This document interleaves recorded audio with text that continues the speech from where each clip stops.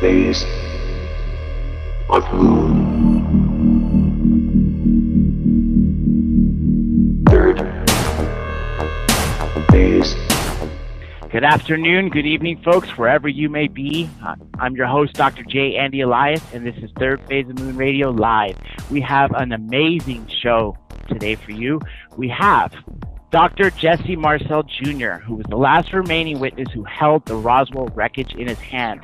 He's also joined by us with Denise Marcel, his daughter, who's going to be leading the disclosure movement and was also present at the citizen hearing. Before we get that, we got Blake Cousins as well, who is the founder of Third Phase of Moon. Blake, how you doing today? Doing good, Dr. J. Andy Elias.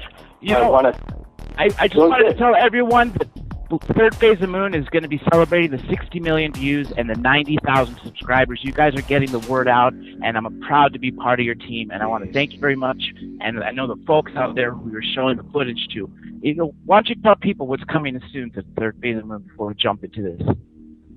Well, certainly. Well, we just posted this past, 3 days. Incredible footage came in from Indonesia of what looks to be a flying saucer in the night sky, along with many other UFOs, all kinds of activity in the sky.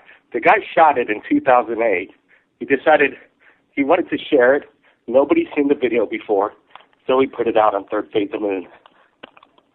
And it is an amazing video for that. All you out there, check it out. It's go to YouTube, Third Phase of Moon. Let's jump in right into this. Our guests, the main event, Roswell. For those of you who don't know much about UFOs, I guarantee you heard about Roswell. It is the household name and the number one word associated with UFO. Why? Because this was the one time that the military announced that they had a flying saucer in their hands before they retracted the statement the following day.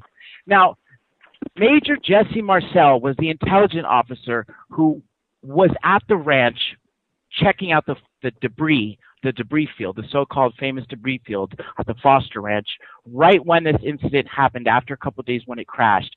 On his way home, he stopped, woke up his wife and his 11-year-old son, who was Dr. Jesse Marcel, and showed him the debris. Dr. Marcel, can you tell us what it is that you saw when your father woke you up? Well, he came into my bedroom. It was late at night, and he was very excited about something. I didn't know what it was, but he had my mother and myself come into the kitchen to look at some strange material that was on the kitchen floor that he had already distributed out there. And again, he was very excited. He said, won't you all take a close look at this? I think it's parts of I think he said flying saucer. And I wasn't quite sure what a flying saucer was at that moment, but I knew it meant something very strange. And he said, this is one of those flying saucers that's been in the papers lately about, invading the skies over our country here. And again, he was very excited, and he said, look at all this stuff, and there's some metal debris on the floor, there's some members like little I-beams and some black plastic debris. And he says, first thing I want you to do is look for any electronic components like vacuum tubes, resistors or condensers, but there wasn't anything like that, but he wanted me to satisfy my own curiosity there. So he said, take a look at this and let me know what you think. And that's where it started. Dr. Marcel, this is Blake Cousins. I want to ask you this question. Did your dad explain to you what compelled him to put this piece of unknown metal in his possession and bring it home to show you guys? What was he thinking in that state? Did he want to get it out so he wasn't the only one that knew about this and kind of wanted to share it with the family? Was that kind of his way of thinking? Well, he wanted to share it with us because he knew this is something very strange and something that, like in his words, that we'd never see again. But he was quite convinced this was part of a flying saucer machine, and he wanted my mother and myself to look at this as part of a history, I guess. But again, that's what he was doing. I want to ask this next question to Denise and then to you, Dr. Marcel. Within the family, after this event happened, what were you guys talking about? Now, clearly, everyone else on this show right now, minus Dr. Marcel, was not alive during this incident, of course. So this all is we heard after the fact. So Denise, what did you hear growing up? Well, we were brought up from a really young age believing in UFOs. I think I was probably about 9 years old when he built this huge telescope in our backyard, and so he's always looking up at the stars. And when we would camp out at night, we would look up and see if we could see movement in the sky. So it was just, I don't know. I don't even know exactly how old I was. But I was pretty young, I think. So it was just kind of something it was just always part of the family. One other thing I wanted to ask you guys is, after this event happened, okay, the movie Roswell that was made by Showtime, it portrayed you when you were 11 years old, Dr. Marcel, that your father gave you some debris and then a couple of days later asked for it back. Did that really happen? That was poetic license. It was just designed to make a good story better, but no, we didn't keep any of it, and my dad did not keep any of it and give it to me. So, no, we just turned it all in that evening after we finished looking at it. I would have loved to have a piece of that to this day. That would have been the greatest thing. Yeah. Didn't we all? One major thing that's always insulted me, which I would think also would be a major insult to your father, your grandfather, Denise. When General Ramey decided to change the story, he had Jesse Marcel Sr. pose with this weather balloon wreckage when clearly it was switched. What did he say about being the fall guy after this? Because that's insulting to tell an intelligence officer, a major at that what he saw was misidentified as something so common I heard even dogs can recognize. Well, here's the thing. Go ahead, Dad. Well, I was going to say that, he did... Colonel Blanchard, who was the base commander at Roswell, wanted my dad to fly the material into General Ramey's office at Fort Worth, to the station out there, because General Ramey was the 8th Air Force commander. And my dad flew the material in a B-29 under armed guard to General Ramey so he could examine this too. And, I think that's where the cover-up started, because years later I saw a photograph of my dad holding a piece of obviously part of a Rawlin target, a radar target, which is obviously not what we saw in Roswell that night. But my dad was a good soldier. He was told not to talk about it, and indeed he was told to tell his family not to ever breathe a word about this again. And so when he got back from Fort Worth, he sat my mother and myself down and said, look, treat this as a non-event. It didn't happen, understand?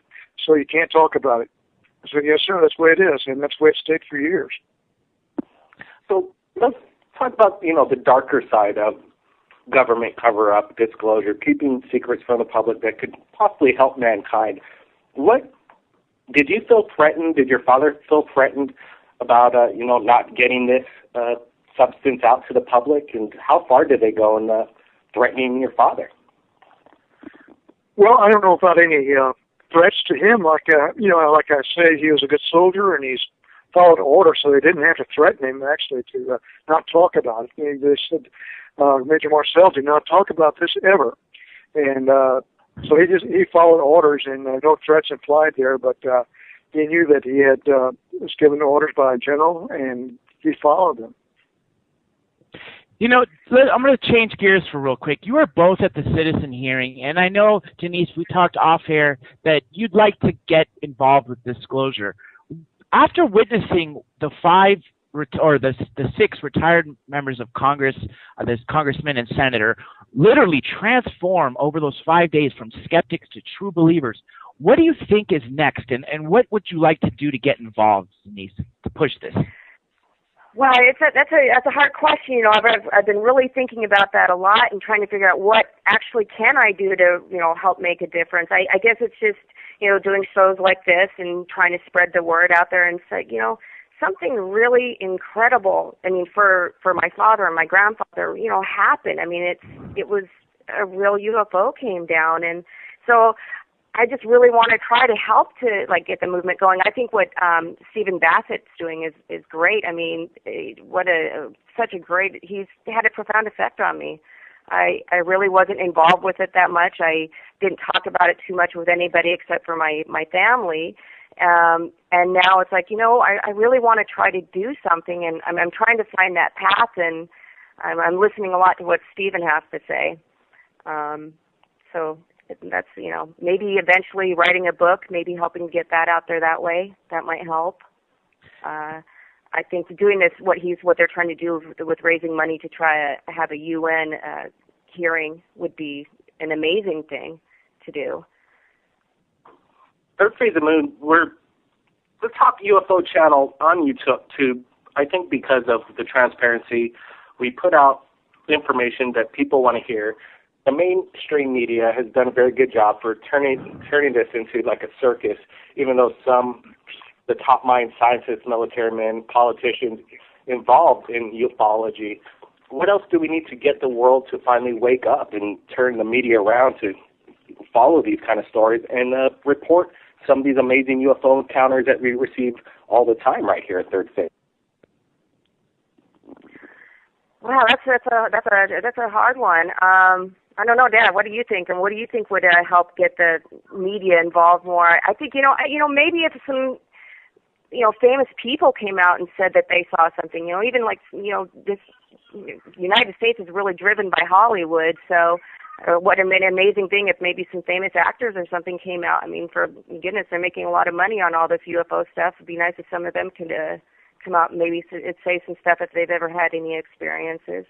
We actually had recently. Russell Crowe talked about seeing something. We know for a fact that President Jimmy Carter and President Ronald Reagan reported UFO sightings, and Blink 182, one of the main guys, Tom DeLonge, turns out to be a big UFO researcher. I don't know if he's ever had any sighting or not, but he's definitely a believer and an advocate. This was actually news to me when I found that out. So some of them are coming out. Shirley MacLaine, another big example, yet it's still not having the effect. The sad thing is because of what the CIA has decided to do, and declassified documents show this, that they're either plausible deniability, just deny everything, or ridicule.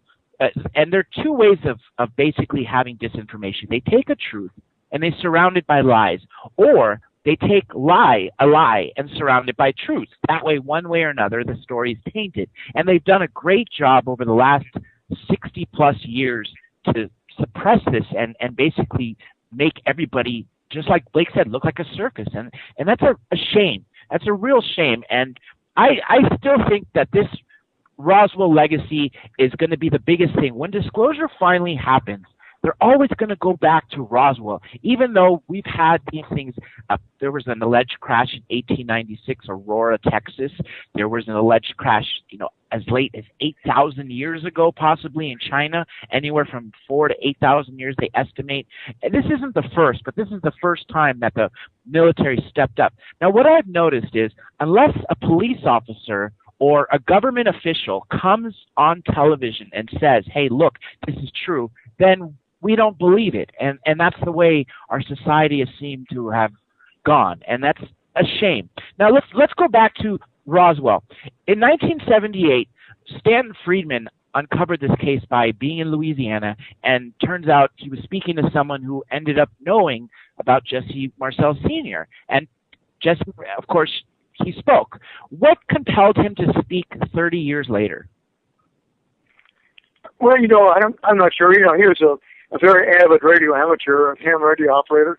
And I guess, they like to shoot the breeze about everything. So I suppose my dad was kind of reminiscing about some strange events there in Roswell. And so he relayed this to his buddy in Baton Rouge, who then relayed the same material to ideas to Stanton Friedman. And so that's how it got let out, I guess. And, of course, that was 30 years after the event, too. And my dad thought, well, why not start talking about it? It's been 30 years now, so people probably should really start to know about what happened. Knowing what you know now, Dr. Marcel, when your father brought home this material, would you have, like the movie did in Showtime, would you have actually taken it in your possession, hid it somewhere safe, and maybe, disclose it now? In hindsight, would you have kept some of the material? No, I don't think so, because had I done that, I certainly wouldn't have it now, because word would have gotten out. I told my dad about it, and they'd have come and gotten it. As a matter of fact, Bill Brazel, who was the rancher's son, kept a little piece of it in his saddlebags there on the ranch there, and word got out that he had a piece of it, and some very official people came and got it for him. You know, there was a recent FBI document that actually made the rounds in the 70s. Bruce Maccabee got it out through the Freedom of Information Act, but just recently it was revived through the FBI Vault. It's an online repository of released documents where it said that there were up to 3 discs and up to 3 bodies per disc. Did your father see any other of the crash fields, or did he ever talk about the alien bodies? You know, he never saw those. At least he denied ever seeing them. Because later my wife asked him point blank a few years ago, did you see the bodies? And he said no, but he knew people who did see them. So they, you know, what they did, they compartmentalized information. There was several sites there they're talking about. My dad was associated with the debris field where there was just parts of the flying saucer there, and the main body of the craft must have come down some distance away. And the bodies, if they were there, that's where they were found. But my dad was not associated with that part of the craft. When your father brought home the material, did it seem like a family event, like gather around, it's kind of Christmas Day, let's open up the presents? And if so, did it almost seem maybe proper enough? I'm not sure. Quite a long time ago, the cameras nowadays are a lot more readable. Did you have cameras in your home to take family photos, maybe take a picture of the metal itself? Oh, I'm sure we had cameras. My dad was an amateur photographer too, but unfortunately we did not take any pictures of it.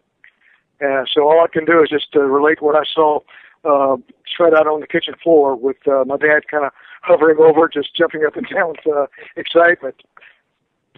You know, you recreated. Oh, go on. How the metal responded and the characteristics of the metal. Like they say that it's flattened out. You could crumple it up like tinfoil, and then it flatten out perfectly flat. Is this correct? And can you go into a little bit more detail on that? Sure. Well, you know, I didn't really witness that part of it. You know, because all I did was just hold it, and I didn't try to bend it or tear it or stress it or anything like that. But my dad later described. Guys in his office tried to bend a piece of it with a sledgehammer, and it wouldn't stay bent. In other words, you could deform it, but it would pop right back out again. So, but unfortunately, I did not see that. But my dad talked about that later. So I have no doubt that it really was like that. I was first exposed to this case in 1988, seeing that documentary, which included your father's testimony from Stanton Friedman from 1978, and he talked about that this debris could not be burnt, it could not be smashed, and he talked about all these characteristics that you were saying. But one thing that you were able to contribute to the ufology world and the whole general public was your recreation of this I-beam. And there were these symbols that you described as looking like Egyptian hieroglyphics. Now, there have been several other cases that people say the same thing. They've seen weird-looking symbols on there. They're not quite Egyptian, but they are some sort of symbols. There was a famous case, I'm sure you know this because you were at the citizen hearing, the Bentwaters case.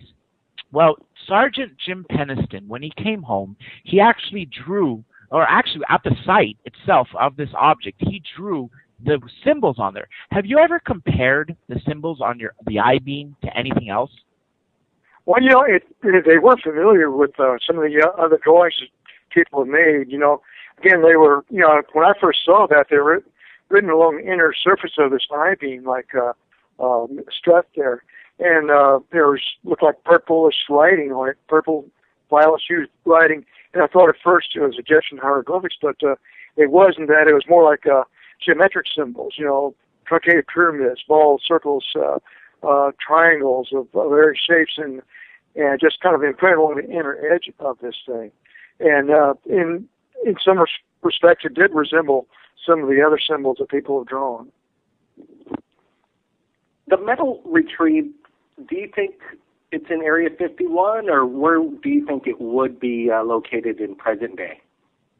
Well, you know, I just heard rumors that it was brought to Wright-Patterson Air Force Base in Dayton, Ohio, and that may be where it is now. They may have divided it up among other areas too, like Area 51 or some airbase someplace. But as far as I know, it's brought to Wright-Patterson Air Base, because I think there was a secretary there at the Wright-Patterson Air Base, June Crane, you may be familiar with her, and she described somebody bringing a piece of metal in, like what we saw, years later, and she's under strict orders to keep silent about that, so she didn't talk about that until she was on her deathbed, really. And you brought in a very important point. Over the years, there have been so many witnesses that have come forward. I mean, scores and scores and scores of them. And then when Walter Haut passed away, he left this memo that was to be released 5 years after his death, which basically confirmed everything. What else do you think is? Do we expect more of these post-death statements to come from these people that are still living? I mean, the problem is this event was so long ago. These witnesses are starting to pass away because of time, and it's kind of sad because we want to keep this case obviously open, and it very much is. There's several books written, and as a matter of fact, this is a great time to throw in your book, which is The Roswell Legacy, for all you listeners out there. I believe you could purchase it on Amazon. Is that correct? That's correct, yes. And in there, you basically just described everything to the detail of what happened with your father, what he said, and to keep this man's stature, because he was a patriot. Your man was a true intelligence hero. And on top of that, he actually kept his word. This is another thing that another ufologist told me. In the 40s and 50s, when the government told you to shut up, you shut up. You listened to them. But the problem is over the years, we've seen all these scandals come, and the trust from the general public of our government is really not the same. So I could imagine nowadays that people telling them to follow one way, they're probably not going to be listening like they were right after World War II. Now, this goes back to the citizen hearing, and I guess this poses this question to both of you. Now, during the citizen hearing, you heard from all the other countries, and it was just a phenomenal group of people. What, in both of your opinions, what were the most impacting statements, and from what people? Well, Steve Greer had some thoughts about the science behind these flying saucers, and some of the witness statements also were quite interesting, like those from that English place where where they saw this flying saucer or some lights in the woods there. Yeah, the Bedwars. Bedwars, yeah, okay. But their statements are pretty important because they tend to confirm what a lot of other people say too. That's true. What about you, Denise? What do you think? Well, for me, it was the military people are what really impressed me. I mean, those people from Santa Maria, I believe, from Peru, when he was ordered to shoot down a flying saucer, basically, and so, well, he was a military man, and I that blows my mind. I mean, that they would actually ask him to shoot it down. That was pretty crazy. Then I thought Uruguay, where they have full disclosure out there. I mean, I believe they said they teach it in their schools back there. So I found that pretty amazing too. I definitely believe that, because that is actually, a lot of those countries are finally opening their books. Anyway, Blake had a great question, and I'm gonna mention Go ahead, Blake. We at Third Phase Moon just released a documentary from a correspondent out of Seattle. We're asking people from around the world if they have a camera, they want to get into journalism and become a documentarian themselves in regards to the UFO phenomenon. By all means, do it, and we'll showcase your UFO documentary right here on Third Phase. And the correspondent, Eric McCarthy out of Seattle, Washington, made contact with Tom Ogle, and he captured an amazing UFO event he's actually seen 5 UFOs in his life right there in Seattle from his apartment, and we posted this video up just 12 hours ago, and he's capturing flying saucers, discs covering. At one point there's a helicopter that intercepts right up to the UFO and then immediately takes off. Incredible video and testimony, and we're wanting people around the world to submit their documentaries and go out there and do your own investigative skills and put something together, and we sure would like to showcase it. My question to both of you, have you guys ever seen a UFO for yourself? And to think that you actually held in your hand an extraterrestrial substance that was part of a spaceship is quite extraordinary. You must think about this in your head quite often. Well, I've seen some kind of strange things, but I'm not sure I've ever seen a genuine UFO. But they have, because if you look in the night sky, you can see all kinds of things. Like, for example, I was flying back from to Creek in the Rock to Balad, in a Black Hawk a couple of years ago, and you fly with the lights out, because you don't get shot down if somebody can see you.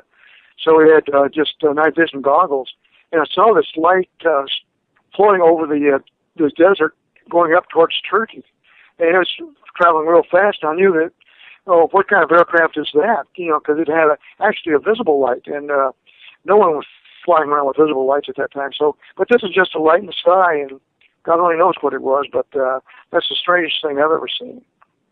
We're coming to a break in about a quick minute, but I'm going to ask this question, and we'll talk about it right after. It is my belief that nowadays things are no longer in the military hands. That way they don't have to answer to the general public. They don't have to live by the Constitution. If everything has been taken out of the military hands and placed into these private military contractors for research and development, then really they aren't answerable to us anymore. And that's a scary thought. I don't know how to get around that, but there still has to be some sort of military presence, I guess, at these things. And if you also remember, General Eisenhower, at his closing speech, what he said was he warned us about the military-industrial complex. Rather than bragging about what he did in his presidency, like other presidents, I lowered the tax rate, I lowered the unemployment rate. He didn't do that. He warned us. My belief is that he was cut out of the private, I guess, MJ-12 or private programs that he set up. And near the end of his term, he was probably just cut out of his own thing. What do you think about this theory that it's in private hands? Briefly, real quick, as we go to a question, we'll be picking it right up after the music. Either one of you, go ahead. I'm sorry, break. In 1991, I was in Washington, where I was contacted by somebody in the Capitol to come talk to him about the UFO, that I saw in Roswell. So I went up there and we talked in a secure room where there was no recording devices or cameras or anything like that. And I asked him, when are you guys going to turn this stuff loose? And he says, we don't have it. And he said, it's in the hands of what he called the black government. These are people who are not elected. They have unlimited funds and answer only to each other. So I don't think the military has that much to do with it anymore. But it's in the hands of some clandestine, government agency. Denise, that's what I think so too. Yeah, I completely, I 100% agree with that. I think it's when it comes to this kind of thing, there's probably a lot of money that wants to have that technology, and so they probably bought it or something. I think big corporations have got their hands into it. We haven't come to the break yet. They might have changed the break schedule, which might be all for the better. But at that matter, let's just keep going on with this. Let me ask you this, Dr. Marcel. You are a patriot, and you served in the military, and you are a true American hero for your service, and we honor you that. I just got to say one thing, though. Did you have any disdain for the military for what they did to your father? No, actually not, because he kept things close to his chest, so he didn't really talk about it that much, and I know he stayed in the military several more years after that, and he got out to go take care of his mother in Louisiana. But again, it didn't seem to affect him that much. But again, he was like I say, a soldier who just followed orders and didn't really question them, as far as I know. Maybe in his own mind he did, but openly he did not do that. Growing up, I'm sure, Denise, you saw this probably since you were taught. Dr. Marcel, they've probably come and interviewed. There have been several researchers ever since 1978 that have written books and that have made trips to Roswell even after you've left to Montana. What year was that, by the way, if you don't mind me asking? Oh, we moved here in '71. Okay, and anyway, the point being, people were still investigating this, and they were coming to Roswell looking for the crash site, hoping that there might be some debris left, and I'm sure they were talking to other witnesses and coming back to you. Denise, what did you see growing up? Did you see all these investigators coming in and out or answering the phone of somebody who was calling to ask some questions about Roswell?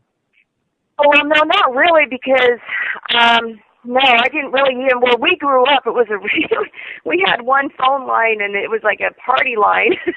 So a lot of calls, we weren't allowed on the phone that much because my dad was a doctor, and he was busy with his practice, and there weren't a lot of people calling at that time. I don't think it really started to hit until I actually moved away from home, until like the, later, like the 80s is when it really, I think, really took hold.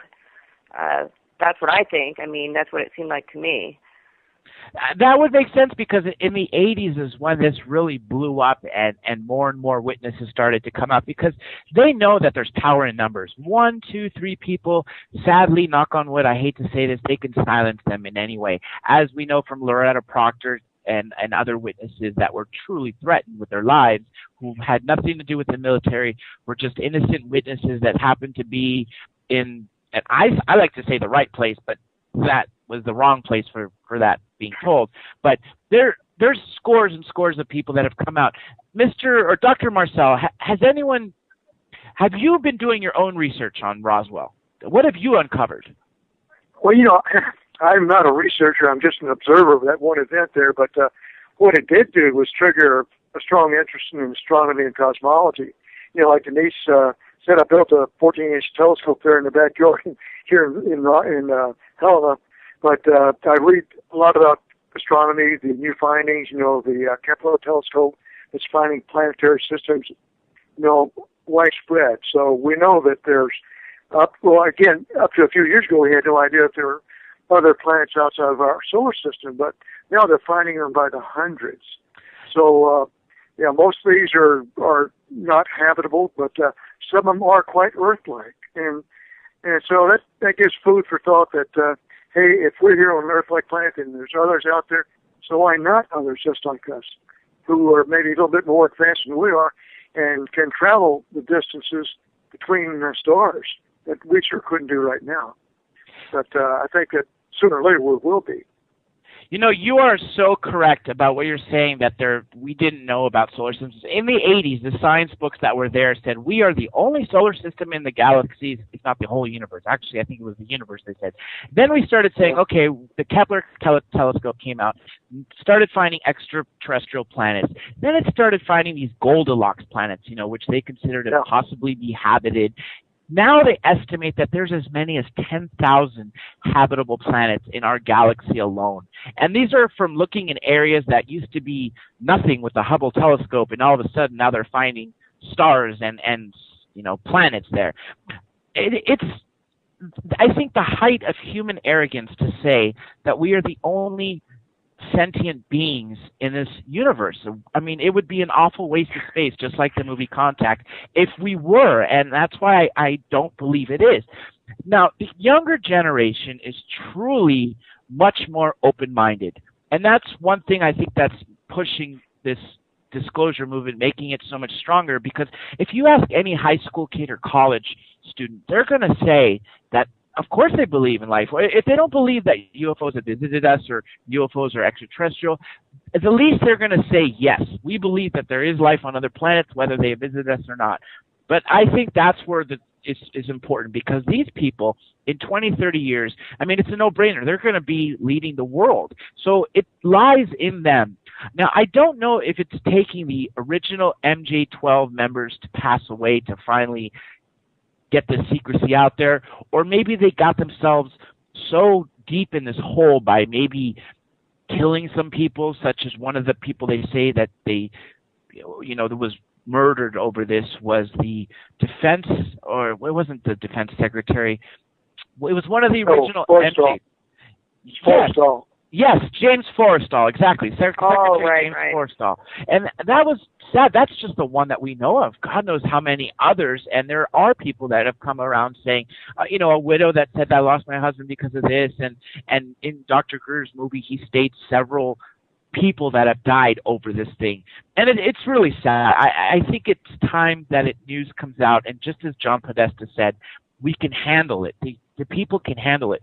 Not too long ago, a friend of mine was talking to me, and I always thought it was, I didn't understand why Dr. Greer switched gears. He was all in the Disclosure Project, and then all of a sudden he started working on free energy.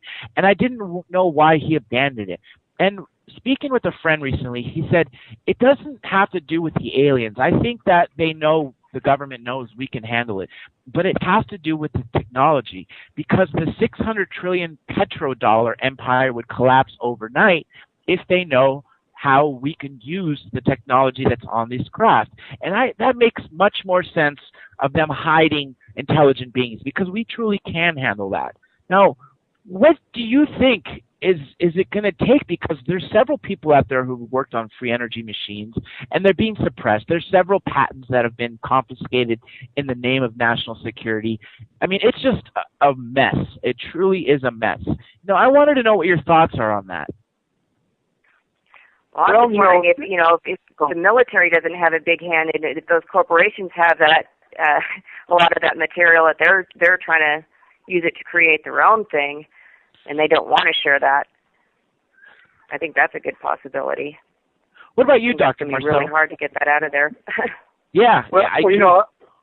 Again, my thought is the military really doesn't have that much to do with it, but I think that there's a lot of research going on, a lot of reverse engineering, which is trying to find, bigger and better ways to fly airplanes and things like that. But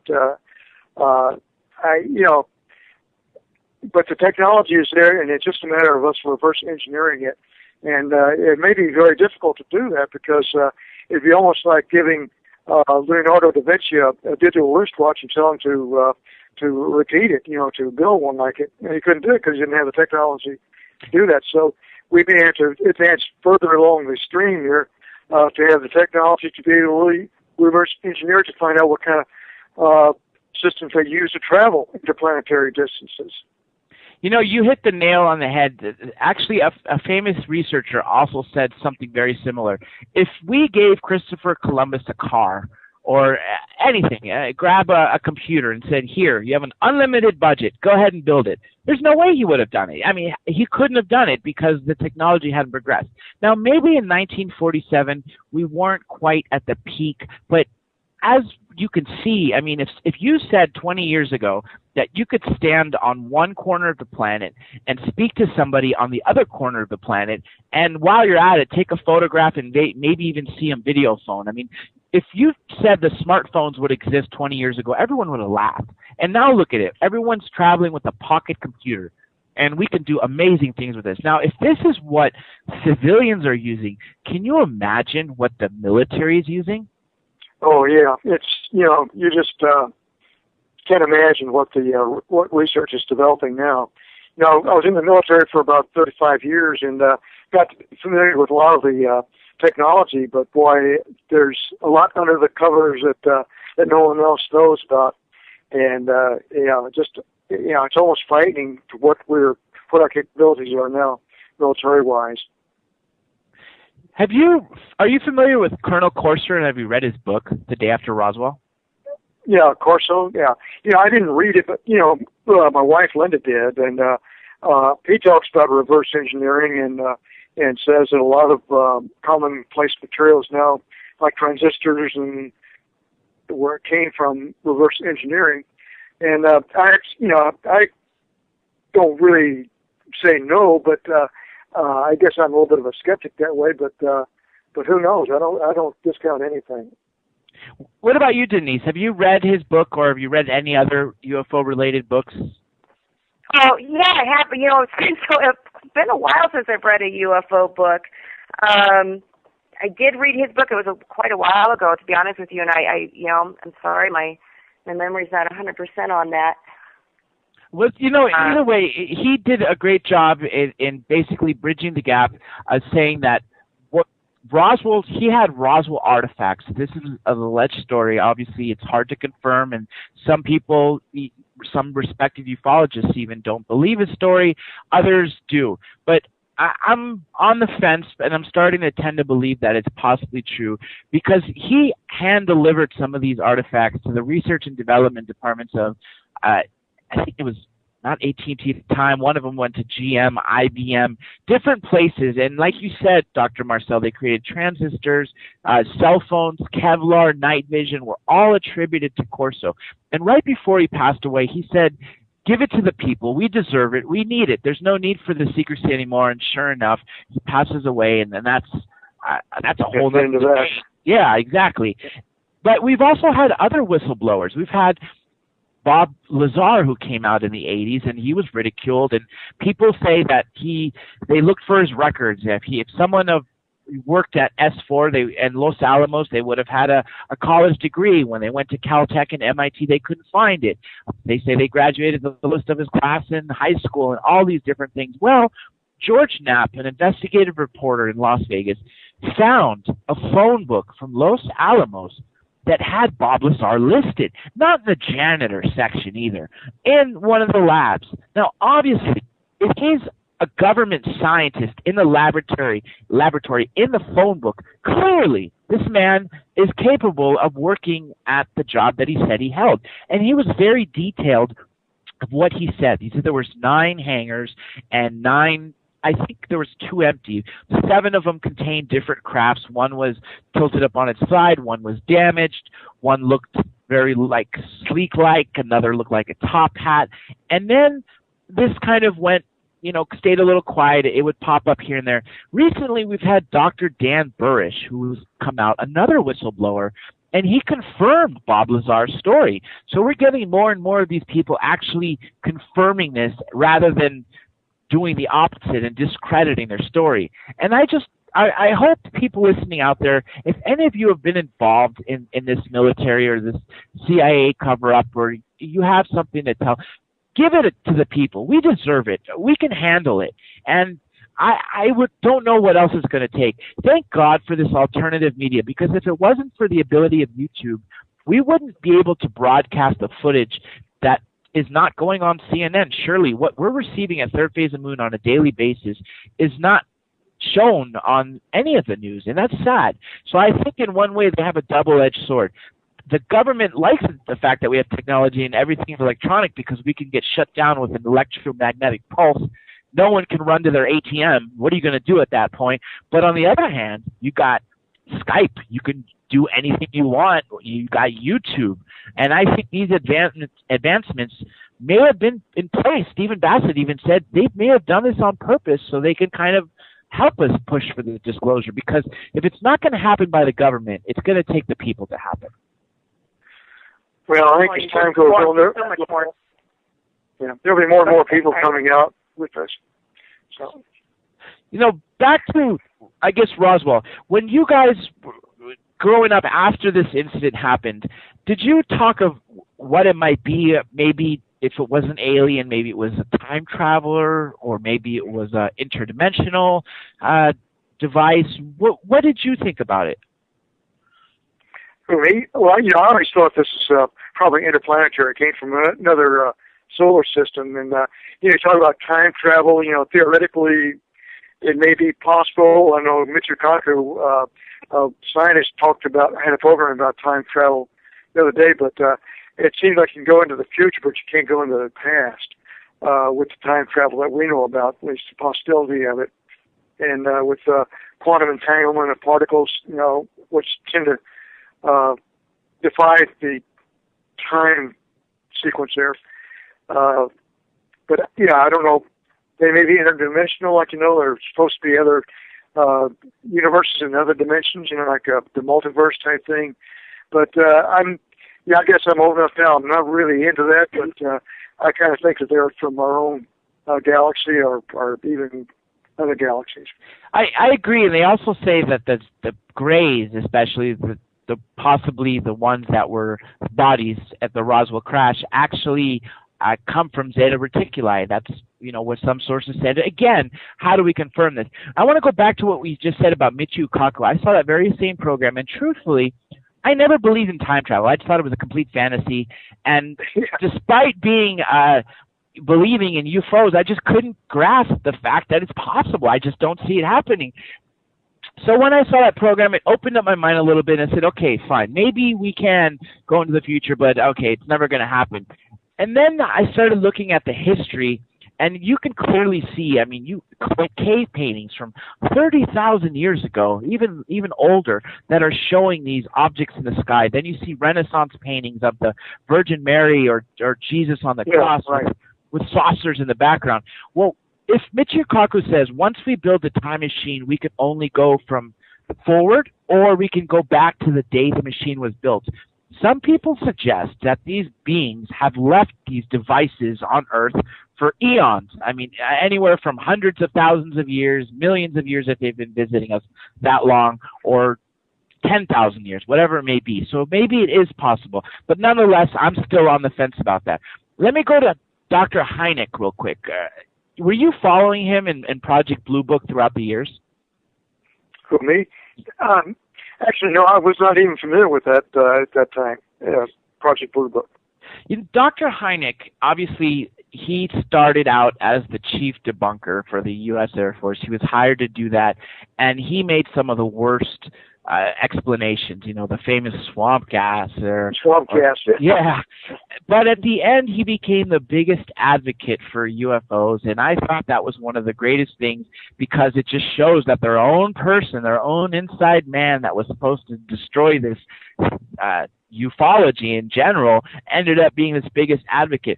But he said that he believes these things might be interdimensional because they seem to jump from place to place. And he made a very interesting statement that's always stuck in my mind. If they were visiting from light years away, wouldn't they hang around for a while? But then again, that goes to the other theory that they've been hanging around for a while. They're just watching us grow before they interact with us. Yeah, they've been around for thousands of years. But, even caveman art depicts some very suspicious looking craft in the sky, and that, like you say, that Renaissance painting with the Virgin Mary and child, having an obvious UFO in the sky, with a dog even looking at it. So, they've been around for a long time. Well, look at what was it like in Pumapunka. The rock, how they carved out those rocks. It's like perfect 90-degree angles and stuff. From thousands of years ago. We barely have the technology to do it as good as they did 1,000 years ago. You're absolutely correct there, and not just Pumapunku. On every continent except Antarctica, even in Antarctica, there seems to be some speculation that under the glacier there seems to be some anomalous activity, but I can't really confirm that. But I do know, like you said, Pumapunka, there are places in South America, there are places in Europe, there are places in Africa that just defy the ability that we can't recreate things. Japan, not too long ago, tried to build a pyramid using the same, I guess, alleged way, and they were building it 1/3 the scale or maybe even smaller, and they couldn't do it. What does that show right there? That we did it over 3,000 years ago or 2,000 years ago, but we can't do it now. That's a scary thought. And every religion, even the Bible, Christianity, people read it more literally and less, I guess, what's the word I'm trying to look for? More of like a history book kind of? Yeah, if they looked at it less symbolically and more literally, there are so many references to beings coming down from the heavens. And when they spoke of the heavens, they meant, the sky, anything coming up. If you were to see an alien or a craft land and something come out and then that thing fly, and you were an artist, and because the literary rate at the time was not very high, so not many people can read and write, and of course there was no printing press and all this during the time of Jesus, but nonetheless, what better way to depict to everybody else that this being flies than add wings? So it's my opinion that maybe these angel sightings were not really beings with wings, but maybe the artist was trying to portray that these sort of beings were coming down and had the ability of flight. What do you think about that? Well, I think it's certainly possible because, how it, they describe these Ezekiel's wheels or these flaming spears or seals, flying seals, and they describe these things in their own terms, not in ours. So, I think they're seeing the same things that we're seeing, except we describe it in a different way because we're a little, we have more heads up on that than they did. We can catch it on film. That's very true. The sad thing is lately, everybody has the ability to fake photos, and that's the problem. We're seeing so much, True. But it's hard to discern what's true and what's not. Now, we got a vast archive at Third Phase of the Moon. We let the public decide. We take the journalistic point of view is if the photo looks credible, we'll put it out there, or the video, and let the people decide. Many times, the witness actually comes forward, and you can clearly tell in the Skype interviews that we conduct with them, they're all on Third Phase of the Moon, the passion behind these people and what you're seeing in the video. And there's many cases in there that I think are just truly undeniable. I mean, unless these are award-winning actors in disguise, I don't think you can really fake the kind of emotion they're showing. So just like you said, everyone's got a camcorder in their pocket virtually nowadays, and they can capture these things. But go on. I guess I was going to say that some UFO photographs go back over 100 years, and that's before they could do these computer enhancements and things like that. There's one for sure that was taken back in the 1880s, right after photography was being developed, and it's clearly a flying saucer in the sky, UFO. And in the 50s there was a lot of pictures, like 1957 and 58 off the coast of Brazil. There's an IGY boatload of scientists out there taking pictures of clearly very strange-looking craft, and that was before a computer would enhance it. So even McMinnville, there's photographs, taken in the 50s that before computers that clearly show something very strange. You are so 100% true with that there are so many photos that exist pre-Roswell, like you said, going back to 1880. I've seen some great photos from 1910, 1925, different periods where, like you said, there was no way for them to fake it. I mean, you can't, there was no computers then. You couldn't do Photoshop. You couldn't do other things. And then you have this airship mystery. When people were moving to the West Coast, when there was nothing here, just like the Clint Eastwood movies where it was just desert and little towns here and there connected by rails, and everybody had to go from horseback or wagon from place to place. And they were seeing these airships, and the only thing in the sky at the time, aside from birds, was balloons. And there weren't that many of these balloons, hot air balloons, that were apparently being used since the 18th century. And that doesn't fit or describe what people were seeing in this airship mystery.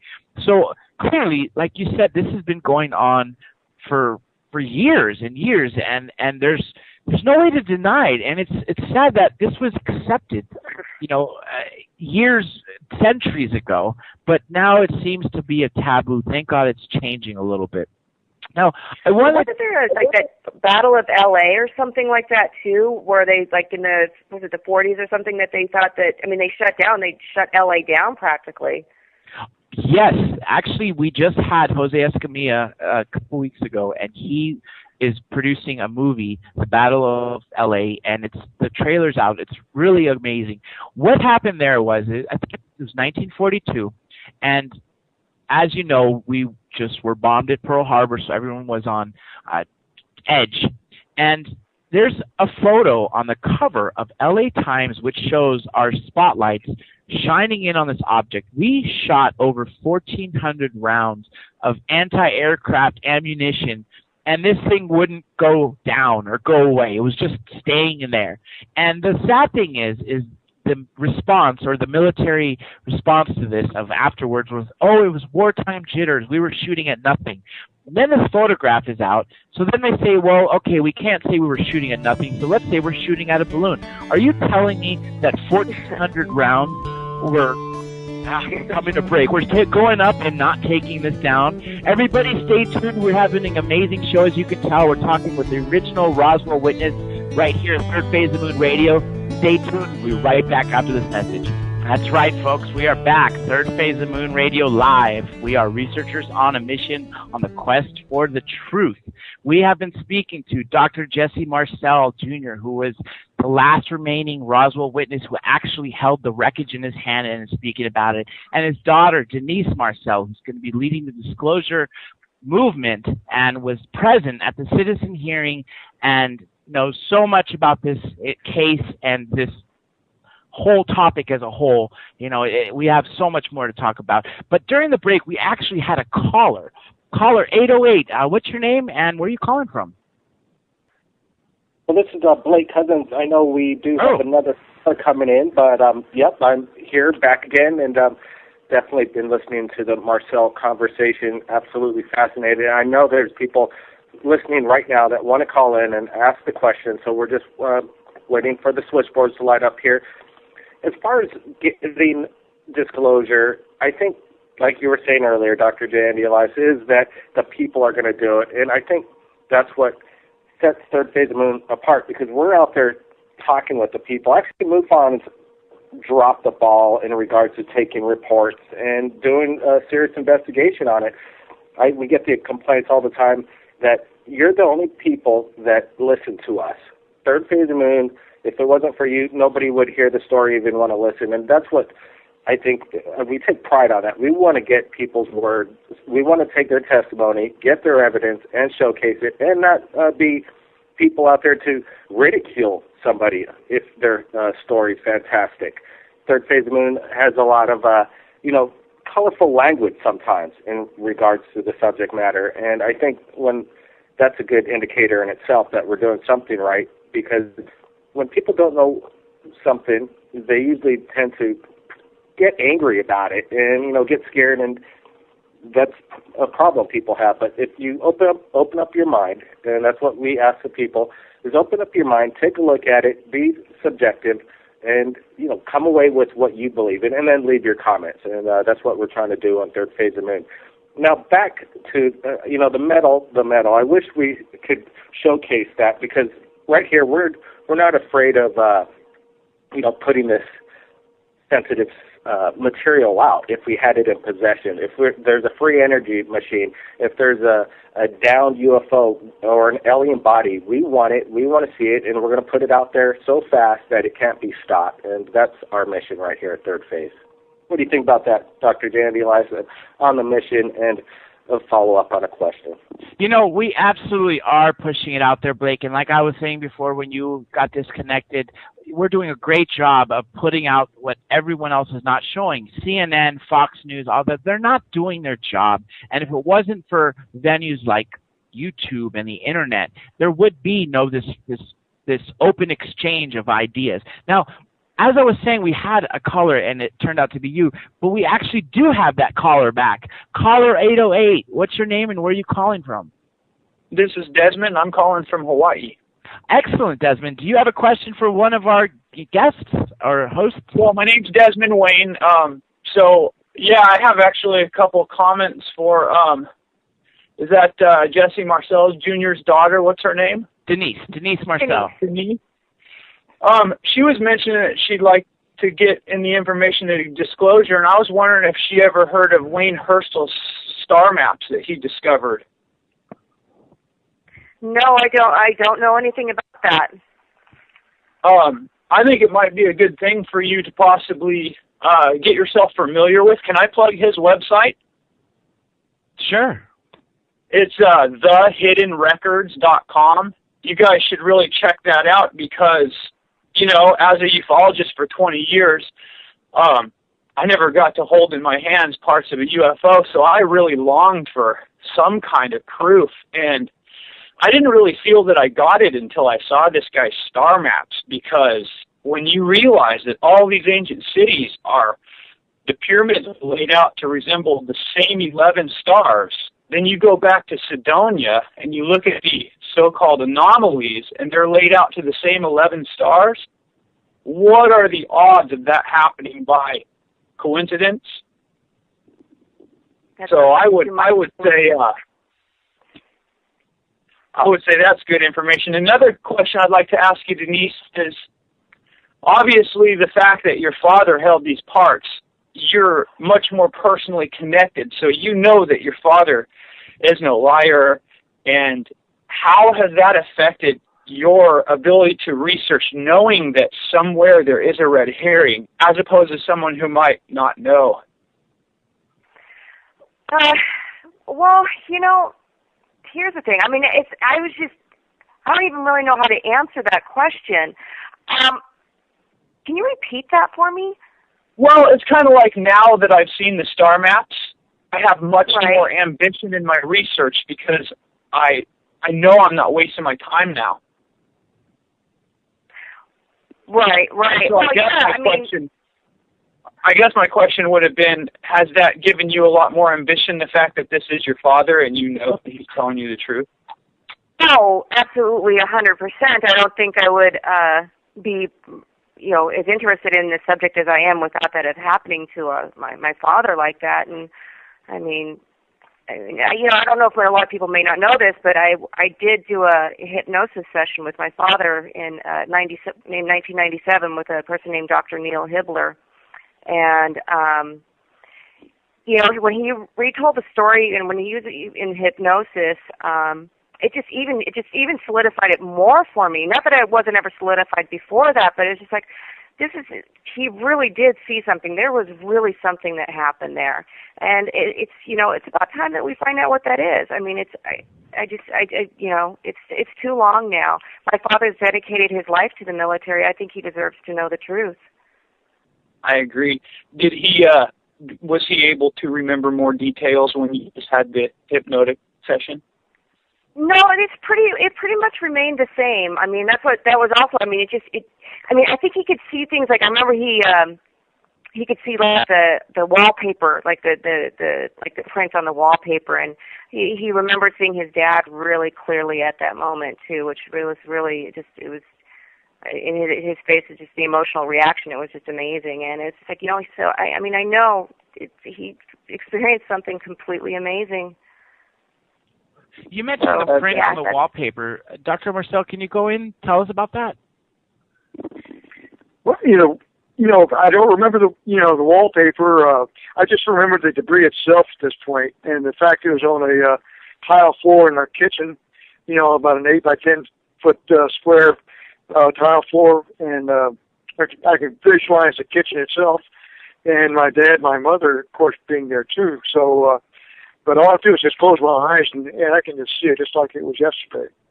Now, they say that this debris was really light. Were there large chunks that you picked up and felt like they weighed like a feather? Well, I only saw a very small part of the whole thing. What my dad had done was to pick up representative portions of this and put it in some boxes in the back of our 1942 Buick at that time. And I guess most of the debris was carried by a CIC agent back to Roswell, to the air base, and in a carryall. So he probably had more of it. So, but I saw, the metal debris, which was very light, very flimsy actually, and but it's really flimsy, but it was more substantial than say the aluminum wrap that we have today. But it was like feathers. And just like your father, Jesse Marcel Sr., said that this cannot be bashed up, this cannot be burnt. I mean, that's right there is that makes sense why they would want to hide it. First of all, as Stan Friedman says, when this came out, what are you going to tell the people? By the way, there's other beings that live out there. They come and go into our skies that we can't control them using these exotic technologies. I mean, yes, that would have been a little foolish at the time. But now, with all our technology, I think it's time that we can address this. We can actually deal with the fact that they have this better technology because our technology's gotten better. Yeah, we're on the verge of cracking the code. There's NASA has a study about alternative space propulsion, and they talk about how you can, if you have enough energy, you can actually warp space and time so that you don't violate the Einstein's speed of light. Now, their space could travel infinitely fast, although if you're in that space traveling faster than the speed of light, you're not violating Einstein's law of speed of light. You know, that's so true. Actually, recently we had John Searle, who was the godfather of free energy, and just like Nikola Tesla, he was given dreams, and over his life he built 3 devices that were actually powering for free energy.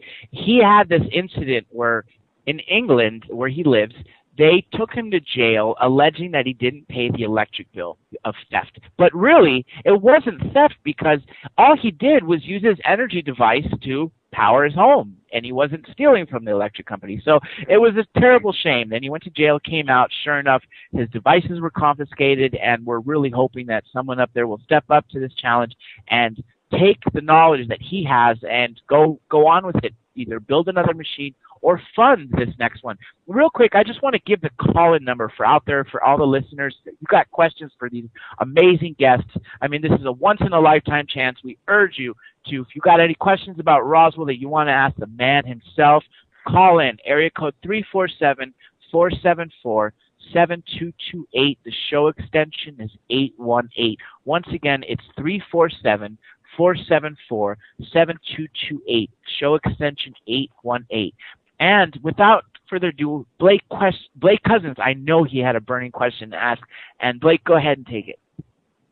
Well, the metal always fascinates me, and I want to get back to the moment that your father brought it home and what his state of mind was. And let's go into detail. Were you sleeping at that moment? Were you guys awake? Was it during dinner time? Can you go into detail what he was explaining, like kind of verbatim what he's saying? Okay, son, this is metal from a flying saucer, etc. Go ahead, Dr. Marcel. Yeah, sure. It was, of course, it was summertime, and I was enjoyed playing with, riding a bicycle with my friends and all that. So, I was late. I had been asleep for several hours before he came in, and I do remember that he was so excited that he couldn't, he had to show what he found out there. And when I first saw this, I thought, why is he waking me up in the middle of the night just to see this bunch of trash on the floor there, and this scrap metal on the floor? But his excitement caught on, and I realized then that this is something that's very unique. And again, that's the reason I remember it, because it made a very strong impression on me. Did he say to you, son, like, we are not alone in this universe, and this came from extraterrestrials from another planet? Did he kind of state it that way? Well, he said, I recall, I think he said this is parts of a flying saucer, and with all the momentum of that. I wasn't, again, I wasn't really following the headlines of all these spacecraft or these craft in the skies, but I soon, got the idea that this may be something really extraterrestrial, and a flying saucer, the connotation was that this came from someplace else, and his excitement just kind of drilled it into me. John, do we still have Wayne from Hawaii on the line? I'm sure. Yeah, I believe that was just him. Yeah. Wayne, you got a question? Am I on with you guys? Yeah, you are. You're on live radio.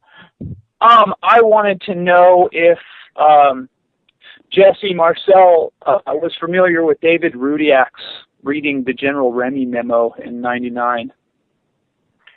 Yeah, as it turned out, in General Remy's office, Ward Bon Johnson, who was a photographer for the Fort Worth Star-Telegram, was called in to take pictures. And General Remy happened to have a memo in his hand as Bon Johnson was taking the picture. And, of course, he must have had a very good sharp focus on his camera, because later you could take that same photograph and computer enhance the memo that Remy had. And the memo, described victims of the wreck and things like that could not have been associated with a balloon. So that pretty well cinched it right there. That was the point I wanted to ask you about the victims. It seems to me, I don't have an exact number, but 75 years, the government's come out and basically said all the descriptions of this little being with the big head and the big eyes was a lie. Well, not only do we now have David Rudiak reading the memo validating victims, but we also have these little skeletons coming out of the Yucatan. You know, one that Dr. Greer showed on Serious Disclosure, that was 6 inches tall, but we have the star child, and its DNA has been confirmed to be non-terrestrial, but the mitochondrial DNA was human, meaning that its father and its mother could have been a lizard for all we know, but it was born as a human, which validates all the abduction claims. And my question to you is, now that we have skeletons and DNA, shouldn't this kind of lend a lot more credibility to the original reports from people like your father? Oh, sure. You know, it's gradually coming out. It's the information is just dripping out slowly but surely, and it'll soon reach, well, hopefully soon reach critical mass, where people will say, "Aha, we knew this all along, and look, here's the proof." So hopefully it'll happen before I die. But if it doesn't, I still know what it was. So I just like to be able to tell people I told you so. I just want to take the opportunity to say thank you very much for what you've done, Jesse. Well, thank you very much. I appreciate that. Yeah. You know, what you guys were talking about with Rudiak, I think that's the most ironic thing. That, was it General Ramey? Was that who held the paper? General Ramey used your father as the fall guy, switching the debris with the weather balloon that was clearly identifiable, even though with these radar reflectors, I'm sure an intelligence officer, a major at that, knows exactly what they look like. Nonetheless, he sadly had to be the fall guy for General Ramsey. But nonetheless, Ramey's might be the actual person who can eat his own words, because as you've been saying lately, with the technology, we've been able to find more and more words on there, and words like wreckage, bodies, victims, craft, all of that has been found, and I'm hoping that we can one day really get to it where the whole note in his hand when he's sitting there posing with your father can be finally read. I'm really waiting for that day. That would be great if that's what finally, blows this open. The cover of the Roswell Daily Record would end up being the disclosure document itself. How great would that be? Well, amazing. That memo of General Ramey was holding just blows the cover story of a balloon out of the water. So that says it right there. And it even has a section on the cover story. Yeah. So, but I saw my dad holding that wreckage, that balloon target, radar target, and the look on his face kind of said it all. Says, "You got to be kidding me! This is not what I brought here." But he went along with the story. Jesse, is that Thomas Dubus in the other press release photo holding it too, or standing by it? Yeah, Dubus is in there too. I'm not sure which one it is, but he's in there also. That's what I thought. It's sad what they did then, but before we went on break, we were talking about the Battle of L.A., and I just want to talk a little bit more about that and some other of these cases that were happening before Roswell. First of all, Battle of L.A., 1942. Anybody out there listening right now can look up, type it in, Battle of L.A., and you will find the cover of the L.A. Times, which shows all these searchlights pointing at some object. Allegedly, we apparently did bring down a couple of those crafts. One supposedly landed inside the Pacific Ocean. Another landed in the San Bernardino Mountains after we shot them down. The other one that was in the photograph apparently was not damaged. I don't know why. I don't know about that. 1941, a year before this happened, there was this Cape Girardeau incident in Missouri, which Stan Friedman and some more people recently uncovered. And what basically happened in this incident was there was this pastor, a priest, and he was called in the middle of the night, or someone came to his door and said, there was been a plane crash in the next town over. Would you please come and read these people the last rites? He got there, and sure enough, it was no plane crash that he'd ever seen, and the victims were not human. One of them was actually still alive, and then in a matter of minutes, the military comes, they surround the area, they cordon everyone off, and they tell everyone not to speak about it. Apparently, there was even a photograph taken of this being held up with a military guard on each side. He was told not to talk about it, and apparently that photograph was confiscated. Some fake ones have come since, but nonetheless, we can never confirm what was real, what was not. But we do know that this story has been corroborated by more than one person now, and that was 1941. Then we know of the Mexico crash in the 70s, which they call the Mexico Roswell. It's actually been shown on the History Channel. There was another one in Peru in 96, 97, like you heard at the citizen hearing, which was shot down. In the Disclosure Project, Dr. Greer in the early 2000s, late 90s, and in 2001 when he held it at the National Press Club, had one of the witnesses who was a Marine who actually went to the craft after it was shot down and saw that this orange ooze was kind of oozing out of it. I thought it was just really strange. So this Roswell was not the only crash and retrieval. I wanted to ask both of you this. What other crashes do you know of other than what I mentioned? Crash and retrievals. I know that there's, just what I've been reading, just like only know what I read in the papers, but I think in Russia they had some crash retrievals going on too, and this, like I was going to say, this is not just the United States, but this is worldwide. So it's not just here. So other countries have the same debris, and they're all kind of, sequestering this stuff, I guess. And about Russia, you are so true. Stalin, after Roswell, was apparently really jealous. His intelligence confirmed that we had retrieved something exotic. He ordered his pilots, just like we did, to shoot them down at all costs. Apparently in, I think it was early 51, maybe it was the late 40s, I'm not sure, but it was right around there.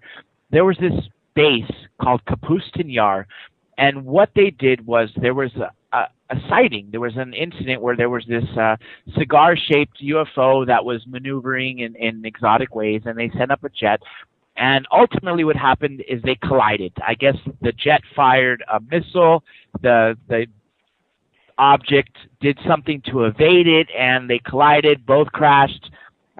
Stalin didn't care about the Russian soldier that died, but he did care about the craft. And underneath where this landed, they ended up turning it into like the modern day Russian Area 51. And just like you said, that was just one crash. Then there was the Tunguska crash, which is possibly another incident in the early 1900s. And there's so many more. Recently, we were just joined by Preston Dennett, MUFON researcher of 23 years, author of 15 books, 2 more coming out. One of them is my absolute favorite. It is the UFOs over California. He also has UFOs over New Mexico, UFOs over New York, and several more.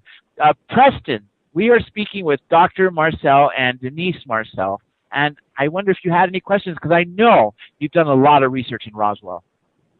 I have. Hi, guys. It's an honor to speak with you. It's really thrilling. I think you've had really awesome experience dealing with this, and I have a lot of questions. But my first question is, would you go forward again with all this information, or do you regret ever having gone forward with all of this, or is this something that you wish you had kept private? No, there's nothing I would do differently. I just, when my dad started talking about this in 1978 with Stan Friedman, I figured, well, if he's talking about it, it must be okay to talk about it. But he carried the fire for a long time, and then when he died, then I started catching the attention at that point. But no, I have no regrets at all about releasing what I know about this, which is, like I said, I'm just an observer and not a researcher. Right. Overall, would you say that the response from people is positive and that people believe what you're saying, or do you get a lot of skepticism? Actually, most people believe this, and as a matter of fact, I was in the military for years, and I had flag rank officers sit me down and want to talk to me about what happened in Roswell. So no, even the military was open with my the discussion and the explanations. Wow, yeah. I'm surprised that this is still going on as far as, a cover-up. And I think the work that you're doing is crucial to ending this. I'm wondering what you think about how long this information is going to be denied by the government or whoever is actually covering this up. I'm not sure it's exclusively, our government in terms of, senators and the president and all that. But I'm wondering how long do you think this can go on? Well, I have no idea. I wish they would end. I wish they would come out and spill the beans. Like if the study program, the search for extraterrestrial intelligence, would come out with a definite positive extraterrestrial signal from elsewhere, that would help because people would then know for sure that that there are intelligent beings elsewhere, not just here on Earth, and that if they're there, maybe they've been here too. So that would, things like that would help if they came out with a positive extraterrestrial signal. A few weeks ago, Preston and I were saying how great would it be if one day we can all visit the Roswell wreckage in a true museum. We after all deserve it, and, and that's what we really need to get out there to happen. Richard Dolan we had on not too long ago, and he always says disclosure is impossible, yet it's inevitable. When it's going to happen, I don't know. I was hoping in the 88, that joint USSR and America, USA disclosure video that was aired was going to do something, and it didn't. Then we talked about it in the 90s. Every year, every decade, it's always, we're on the brink of it. We're 5 minutes to the midnight disclosure clock, and we're always shot down by this. And like we've been all saying before you came on, Preston, that sadly we need to have more people pushing this. We need to get the people to do it because sadly the government isn't going to do it. Now, Dr. Marcel, what would you like to see happen in the future in your legacy with your father and with everything that's happened? Well, I would like our government to finally come out and give the details of extraterrestrial craft, what they look like, that they do not seem to be malevolent or anything like that, but that they're here, that if you don't be scared of them, but we really don't control our skies, that like we'd like to, but I'd like for the government to just go ahead and still the being, say yes, this is them. We've had some contact with them. They do not seem to be malevolent, so nothing to be afraid of. As a matter of fact, the Vatican released a statement saying that it would not interfere with your religious beliefs if you believe in extraterrestrials too. So the Vatican is in on this also. And as a matter of fact, they may know more about this than most people do. Well, the government is still actively covering this up, and I'm wondering, have you ever experienced any harassment or reprisals of any kind talking about this stuff? No, I have not. I've had some strange phone calls on occasion, but there's never been anything with threat content at all. But so I guess some people have been threatened, but not this one, not me. Well, my guess is if they threatened you, it would only create more publicity towards Roswell. Yeah, right. It's too late. I already told everybody what I know. So I can't really add or subtract. This is what it is. Take it or leave it. And so it's too late to really make me change my story. All right. Well, this is the one case that almost wasn't covered up. I mean, with the newspaper article and all the witnesses talking, and in the beginning they were threatening people and harassing them. And of course, I'm sure there's some suspicious deaths involved with all this. So I don't know if the government is still actively covering up Roswell or not, but it appears not, because the other witnesses are not being harassed either. Well, I think that it's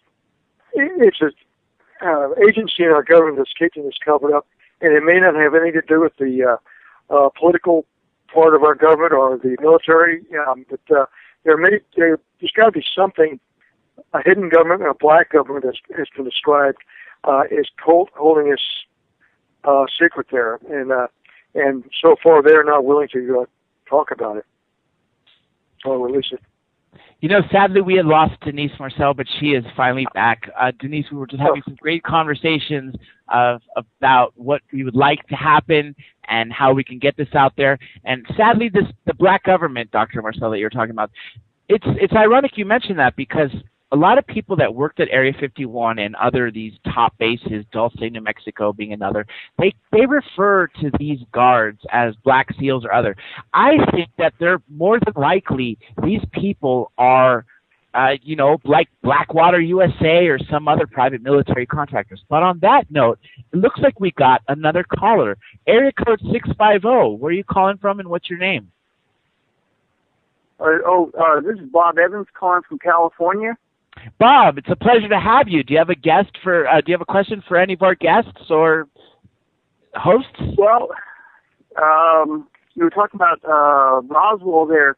The research we had done, there was actually 3 ships that crashed there on that night.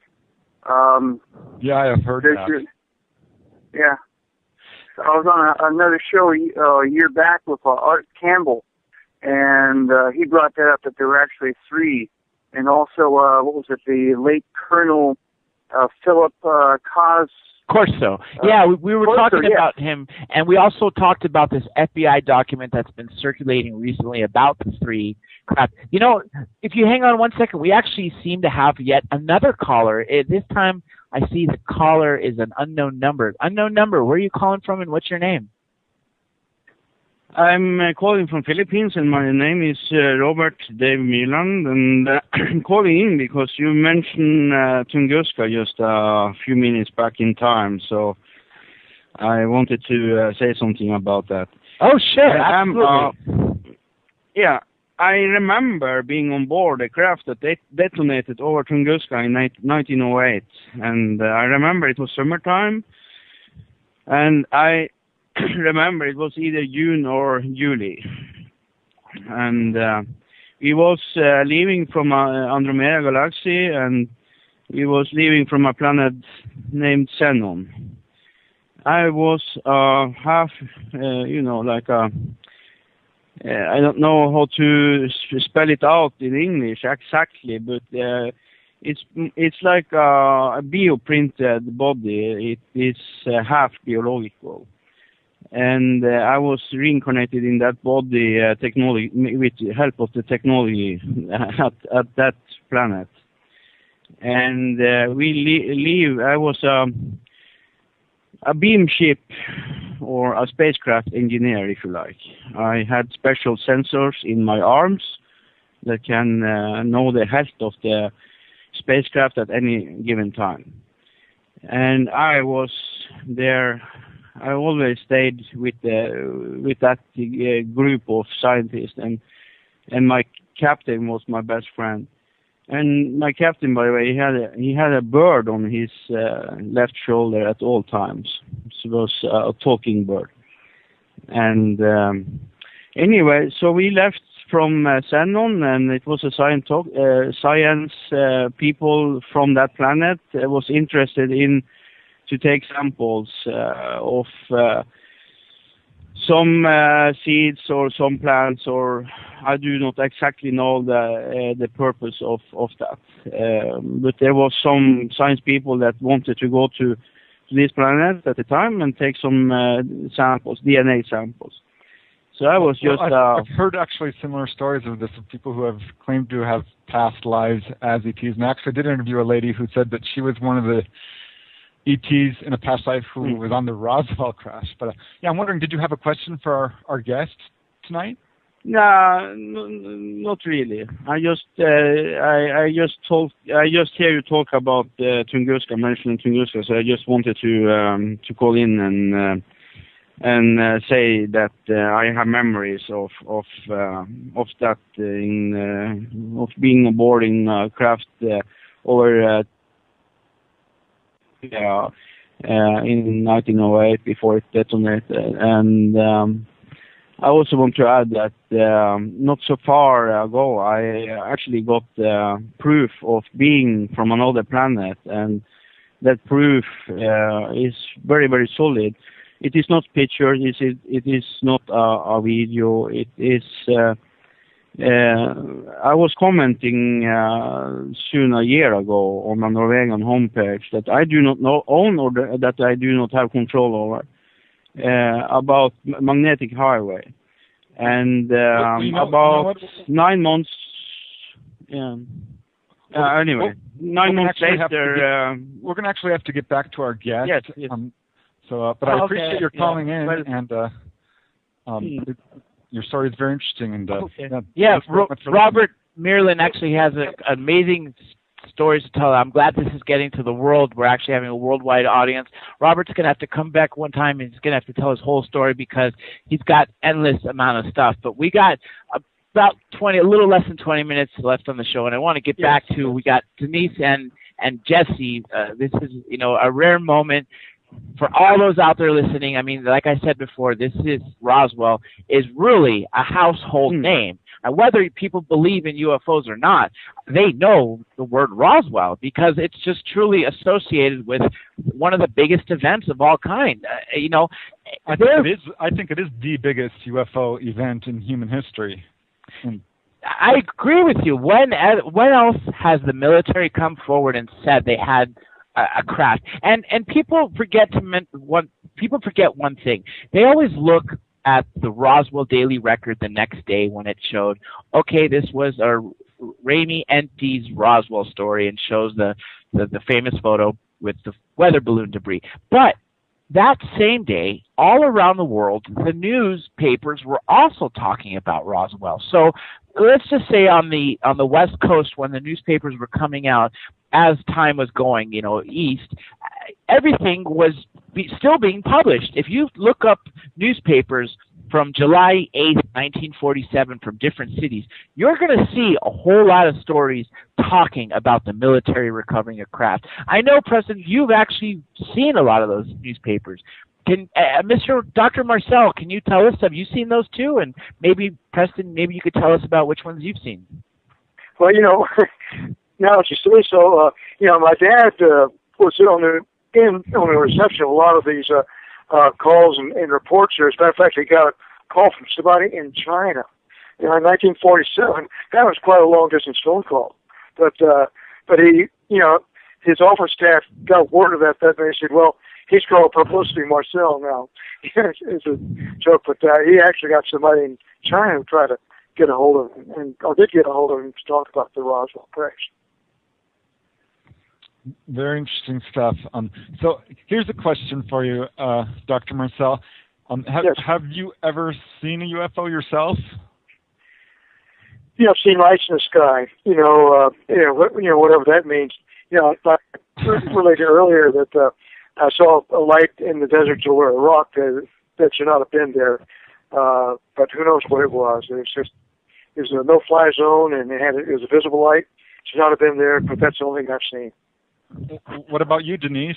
Have you ever had a UFO experience other than? I when I was little, when we would go camping it was literally our backyard, I saw something. I mean, it was really far up in the sky, and because I know that we would look up there all the time and try to is that a satellite that we're looking at? What are we looking at right now? Because I mean, it was the Montana sky. It was just so big and vast. I swear I saw something. It was, so long ago, but it looked like something that was, it just did the movements that it did. It kind of zigzagged, and I'm like, well, that was just kind of odd. Well, you kind of grew up knowing this stuff is real. I mean, considering your unique situation, I mean, is that true? Have always been a reality with you.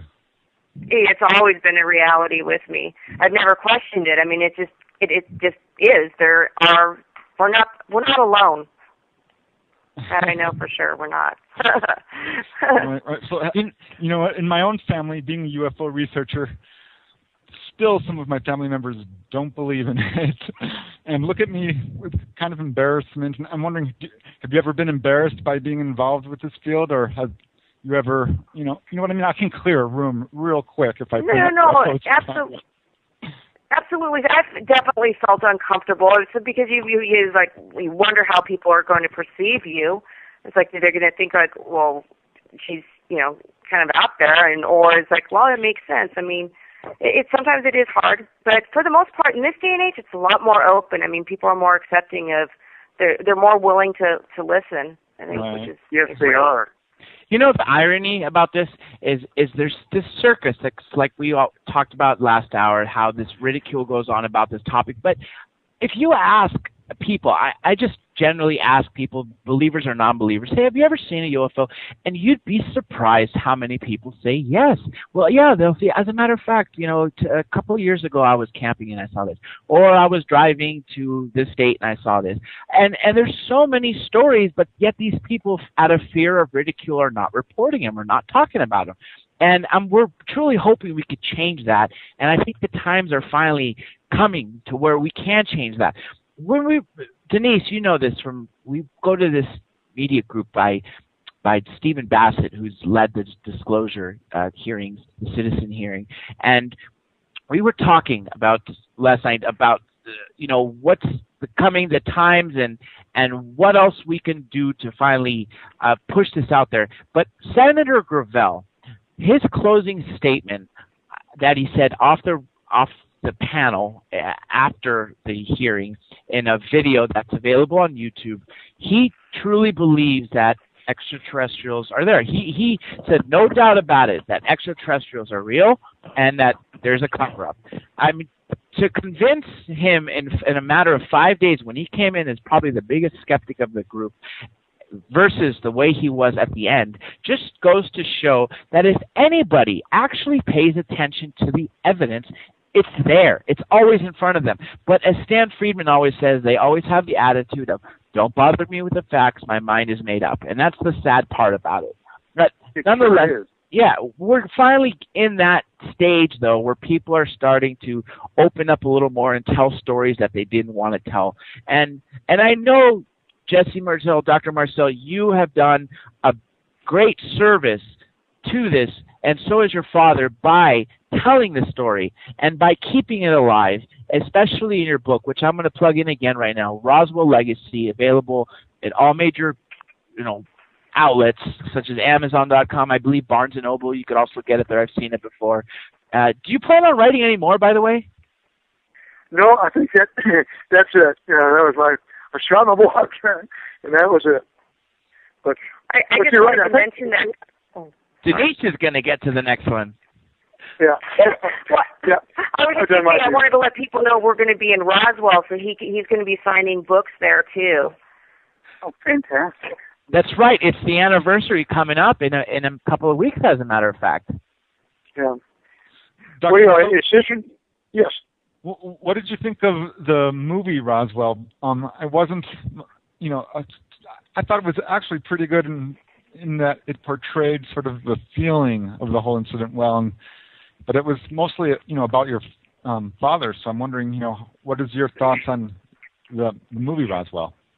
Well, Paul Davis did a good job on it, and he used poetic license to make it more interesting than it would have to be. But he talked about how I kept a piece of it and I had to give it back, but I didn't. I didn't do that. Didn't keep any of it.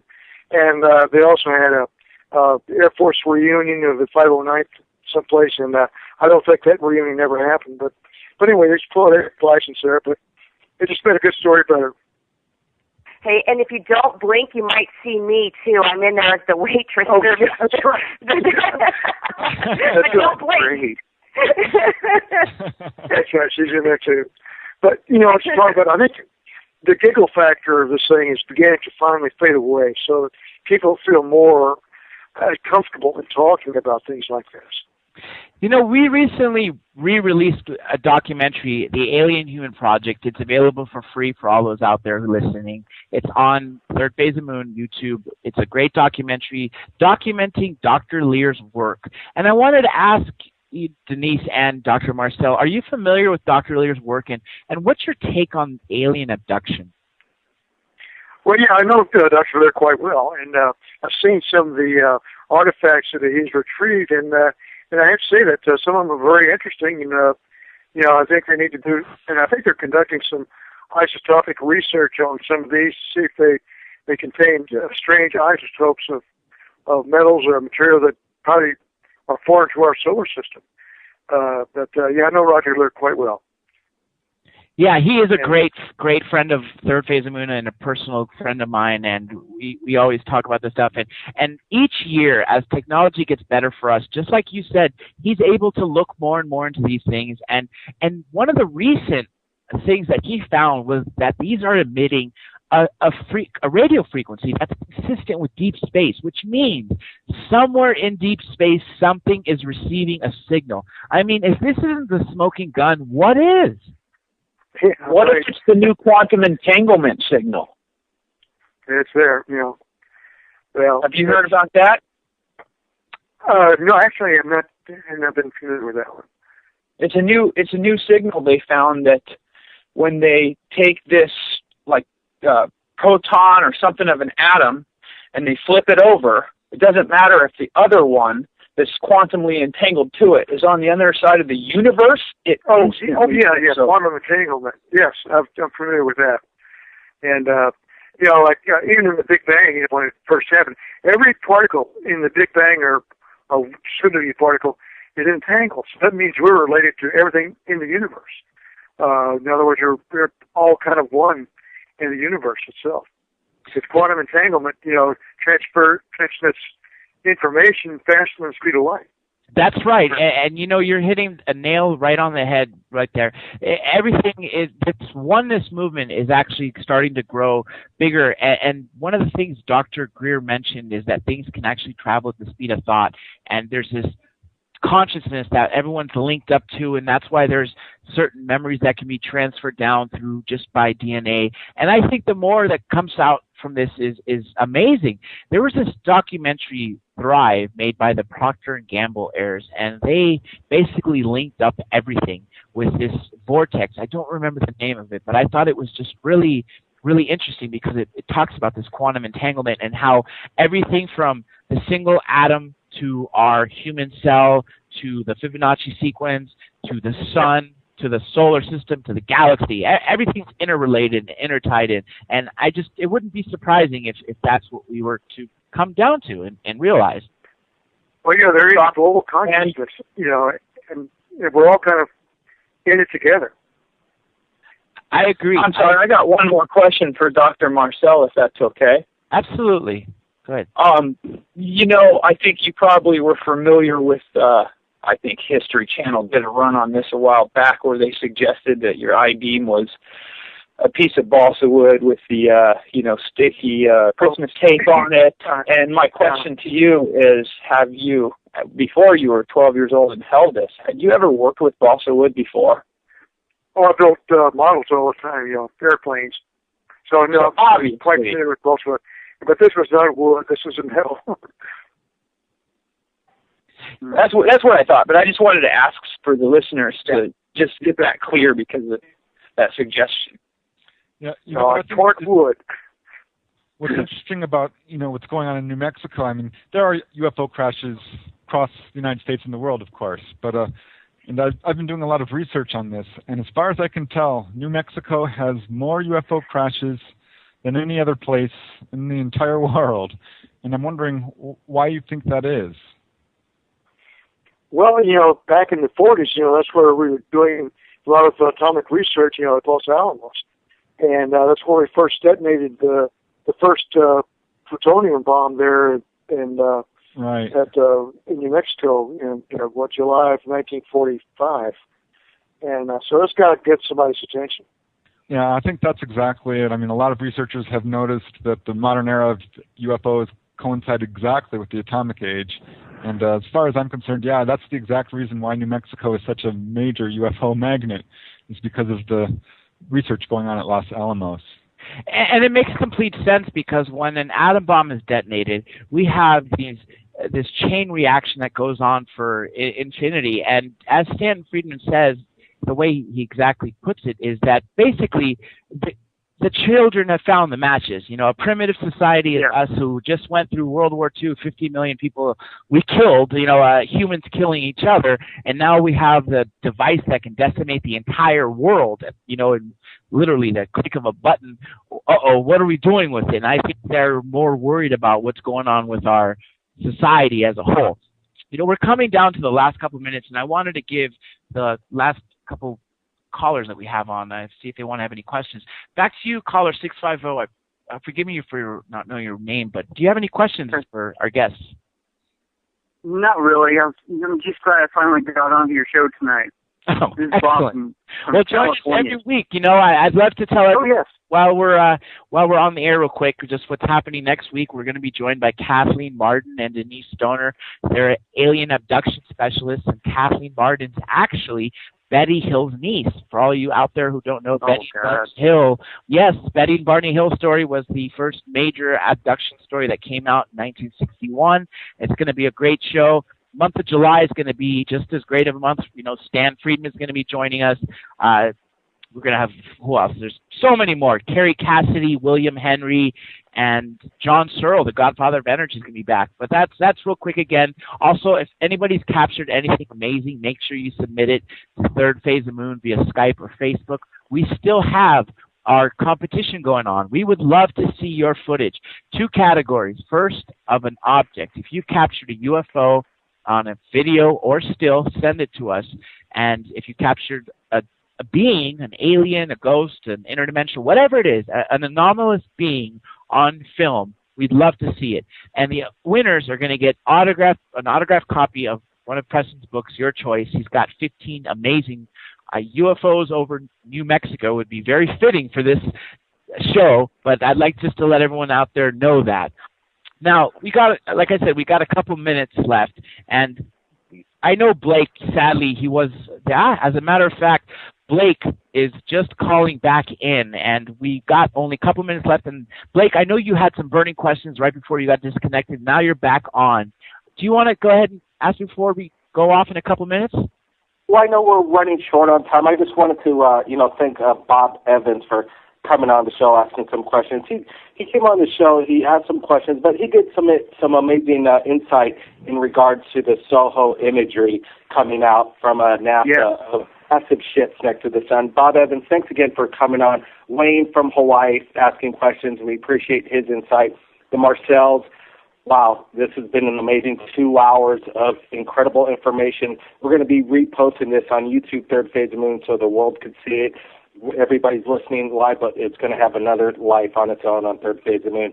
And Dr. Jandy Alive, thanks for hosting the show, and Preston Dennett for some more insight from the UFO investigator. Of course, and we still got a couple of minutes left. I'd like again everyone to know the Roswell Legacy book is available, so please get it if you want to know the true Roswell story of following the Marcel line, the family line. Dr. Jesse Marcel, I want to ask you back to the metal and the debris you saw. Have you seen anything in the decades since this incident that has resembled it, possibly? Maybe that... Well, as far as the metal goes, I guess mylar is probably the closest thing that this looked like. And of course, we didn't have mylar back in 1947 either, but mylar would be the closest thing, and I've never seen anything that resembled the little I-beams, though. Except for the other people that are actually recognizing the symbols, which I think is great because all this does is confirm the story. And I think it's amazing how all these people have finally come forward talking about Roswell. Better late than never. And I'm excited to see if anybody else is going to leave a memo like Walter Hott did. Anything else before we go off air? Denise, you want to say anything else? If anybody knows something, come out and tell it to everybody. Let us know. Yeah, you know that. I wanted to thank Denise, too. Thank you, Denise. Maybe I could tell you guys that these ships are still coming into our system on a daily basis. The SOHO images are showing up every day. They're huge. Wait, it's called SOHO images? Yes, the SOHO satellites, the 2 of them. I did a show for Third Phase of Moon the other day we've been collecting these images since at least 1998. They're huge starships. And a lot of the images show them coming right out of warp, just on our side of the fence.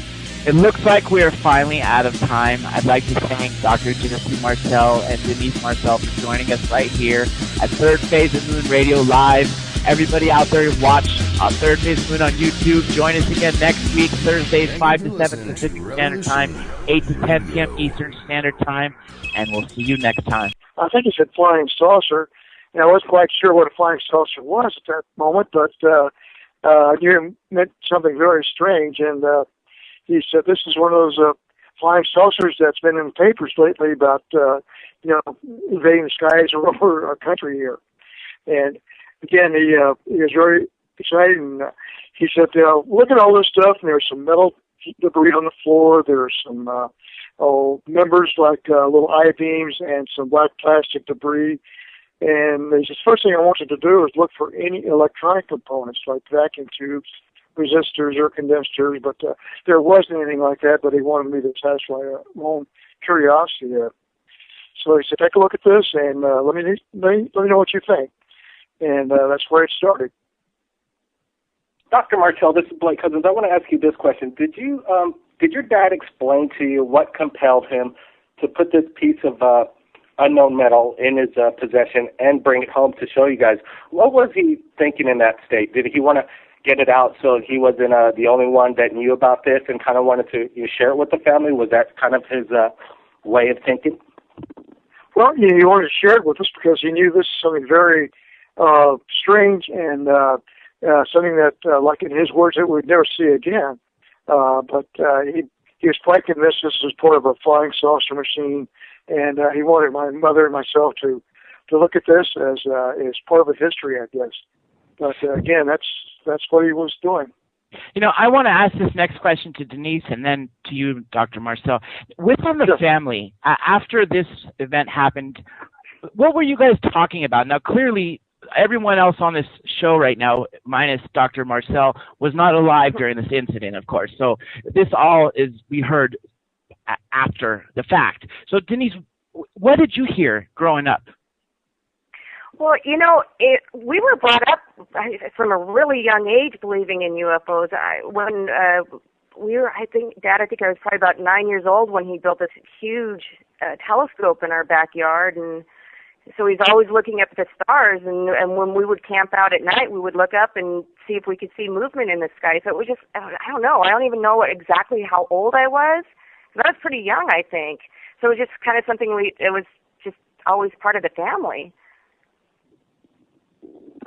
One other thing I wanted to ask you guys is, after this event happened, okay, the movie Roswell that was made by Showtime, it portrayed you when you were 11 years old, Dr. Marcel, that your father gave you some debris and then a couple of days later asked for it back. Did that really happen? That was poetic license. It was just designed to make a good story better, but no, we didn't keep any of it, and my dad did not keep any of it and give it to me. So, no, we just turned it all in. That ridicule. And there are two ways of basically having disinformation. They take a truth and they surround it by lies, or they take a lie and surround it by truth. That way, one way or another, the story is tainted. And they've done a great job over the last 60-plus years to suppress this and basically make everybody, just like Blake said, look like a circus. And that's a shame. That's a real shame. And I still think that this Roswell legacy is going to be the biggest thing. When disclosure finally happens, they're always going to go back to Roswell, even though we've had these things. There was an alleged crash in 1896, Aurora, Texas. There was an alleged crash, as late as 8,000 years ago, possibly in China. Anywhere from 4,000 to 8,000 years, they estimate. And this isn't the first, but this is the first time that the military stepped up. Now, what I've noticed is, unless a police officer or a government official comes on television and says, hey, look, this is true, then we don't believe it. And that's the way our society has seemed to have gone. And that's a shame. Now, let's go back to Roswell. In 1978, Stanton Friedman uncovered this case by being in Louisiana, and turns out he was speaking to someone who ended up knowing about Jesse Marcel Sr. And Jesse, of course, he spoke. What compelled him to speak 30 years later? Well, I'm not sure. He was a very avid radio amateur, a ham radio operator. And I guess, they like to shoot the breeze about everything. So I suppose my dad was kind of reminiscing about some strange events there in Roswell. And so he relayed this to his buddy in Baton Rouge, who then relayed the same material to ideas to Stanton Friedman. And so that's how it got let out, I guess. And, of course, that was 30 years after the event, too. And my dad thought, well, why not start talking about it? It's been 30 years now, so people probably should really start to know about what happened. Knowing what you know now, Dr. Marcel, when your father brought home this material, would you have, like the movie did in Showtime, would you have actually taken it in your possession, hid it somewhere safe, and maybe, disclose it now? In hindsight, would you have kept some of the material? No, I don't think so, because had I done that, I certainly wouldn't have it now, because word would have gotten out. I told my dad about it, and they'd have come and gotten it. As a matter of fact, Bill Brazel, who was the rancher's son, kept a little piece of it in his saddlebags there on the ranch there, and word got out that he had a piece of it, and some very official people came and got it for him.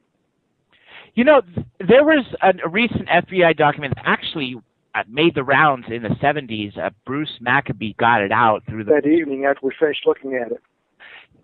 I would have loved to have a piece of that to this day. That would have been the greatest thing. Yeah. Wouldn't we all?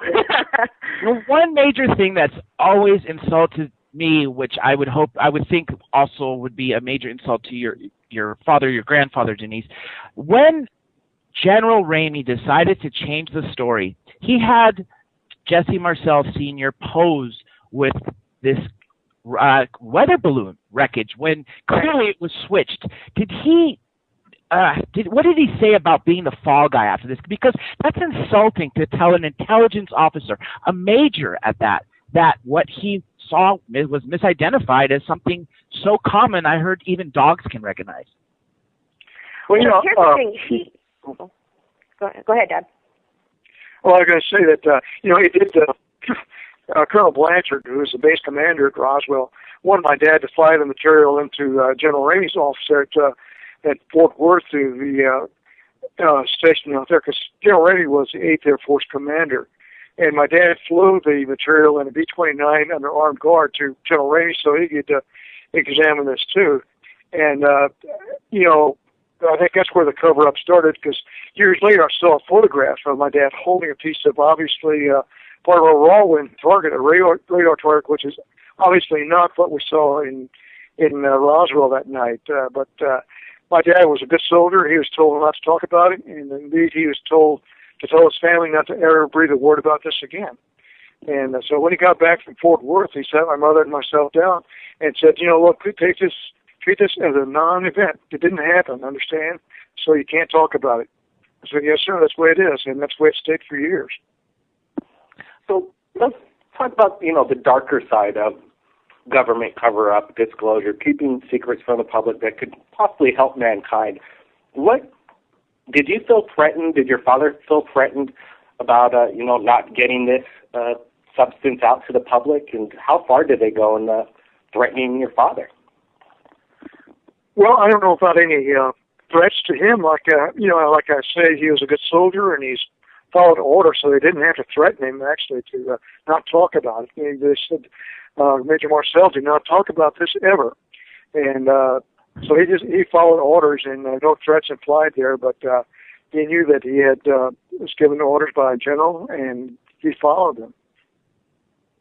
I'm going to change gears for real quick. You were both at the citizen hearing, and I know, Denise, we talked off air that you'd like to get involved with disclosure. After witnessing the six retired members of Congress, this congressman and senator, literally transform over those 5 days from skeptics to true believers, what do you think is next, and what would you like to do to get involved, Denise, to push this? Well, that's a hard question. I've been really thinking about that a lot and trying to figure out what actually can I do to help make a difference. I guess it's just doing shows like this and trying to spread the word out there and say, something really incredible. I mean, for my father and my grandfather, happened. I mean, it was a real UFO came down, and so I just really want to try to help to get the movement going. I think what Stephen Bassett's doing is great. I mean, he's had a profound effect on me. I really wasn't involved with it that much. I didn't talk about it too much with anybody except for my family. And now it's I really want to try to do something, and I'm trying to find that path, and I'm listening a lot to what Stephen has to say. So that's, maybe eventually writing a book, maybe helping get that out there that way. That might help. I think doing this, what they're trying to do with raising money to try to have a UN hearing would be an amazing thing to do. Third Phase of the Moon, we're the top UFO channel on YouTube, I think because of the transparency. We put out information that people want to hear. The mainstream media has done a very good job for turning this into like a circus, even though the top mind scientists, military men, politicians involved in ufology. What else do we need to get the world to finally wake up and turn the media around to follow these kind of stories and report some of these amazing UFO encounters that we receive all the time right here at Third Phase? Wow, that's a hard one. I don't know, Dad. What do you think? And what do you think would help get the media involved more? I think maybe if some famous people came out and said that they saw something. Even this United States is really driven by Hollywood. So, what an amazing thing if maybe some famous actors or something came out. I mean, for goodness, they're making a lot of money on all this UFO stuff. It'd be nice if some of them could come out and maybe say some stuff if they've ever had any experiences. We actually had recently Russell Crowe talked about seeing something. We know for a fact that President Jimmy Carter and President Ronald Reagan reported UFO sightings. And Blink-182, one of the main guys, Tom DeLonge, turns out to be a big UFO researcher. I don't know if he's ever had any sighting or not, but he's definitely a believer and an advocate. This was actually news to me when I found that out. So some of them are coming out. Shirley MacLaine, another big example, yet it's still not having the effect. The sad thing is because of what the CIA has decided to do, and declassified documents show this, that they're either plausible deniability, just deny everything, or Third Phase of Moon. Third Phase. Good afternoon, good evening, folks, wherever you may be. I'm your host, Dr. J. Andy Elias, and this is Third Phase of Moon Radio Live. We have an amazing show today for you. We have Dr. Jesse Marcel Jr., who was the last remaining witness who held the Roswell wreckage in his hand. He's also joined by us with Denise Marcel, his daughter, who's going to be leading the disclosure movement and was also present at the citizen hearing. Before we get that, we got Blake Cousins as well, who is the founder of Third Phase of Moon. Blake, how you doing today? Doing good, Dr. J. Andy Elias. I just wanted to tell everyone that Third Phase of Moon is going to be celebrating the 60 million views and the 90,000 subscribers. You guys are getting the word out, and I'm proud to be part of your team, and I want to thank you very much. And I know the folks out there who you're showing the footage to. Why don't you tell people what's coming soon to Third Phase of Moon before we jump into this? Well, certainly. Well, we just posted this past 3 days. Incredible footage came in from Indonesia of what looks to be a flying saucer in the night sky, along with many other UFOs, all kinds of activity in the sky. The guy shot it in 2008. He decided he wanted to share it. Nobody's seen the video before, so he put it out on Third Phase of Moon. And it is an amazing video for that. All you out there, check it out. It's go to YouTube, Third Phase of Moon. Let's jump in right into this. Our guests, the main event, Roswell. For those of you who don't know much about UFOs, I guarantee you heard about Roswell. It is the household name and the #1 word associated with UFO. Why? Because this was the one time that the military announced that they had a flying saucer in their hands before they retracted the statement the following day. Now, Major Jesse Marcel was the intelligence officer who was at the ranch checking out the debris field, the so-called famous debris field at the Foster Ranch, right when this incident happened after a couple of days when it crashed. On his way home, he stopped, woke up his wife and his 11-year-old son, who was Dr. Jesse Marcel, and showed him the debris.